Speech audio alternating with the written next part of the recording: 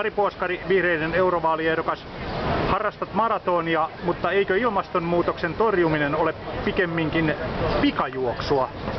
No kyllä se toistaiseksi on ollut valitettavan hidasta, mutta kohta meidän pitää ottaa spurttia, jos meinataan rajoittaa ilmaston lämpeneminen tähän kriittiseen 2 asteeseen.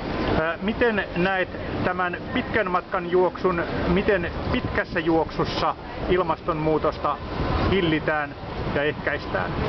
No kyllähän meidän pitää saada globaalit päästöt kääntymään toiseen suuntaan, eli päästöjä vähennettyä, ja siinä tarvitaan tämmöistä tiukkaa globaalia ilmastosopimusta, johon kaikki valtiot sitoutuu.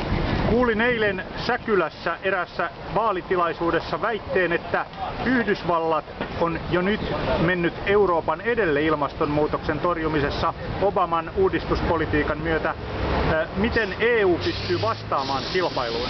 Kyllä meidän pitäisi asettaa tiukemmat tavoitteet sille, että uusiutuvaa energiaa lisätään ja sitten myös rahoittaa vihreän teknologian investointeja, niin joukkoliikenneinfraa kuin myös tämmöisiä pienten yritysten tekemiä esimerkiksi energiansäästötoimenpiteitä.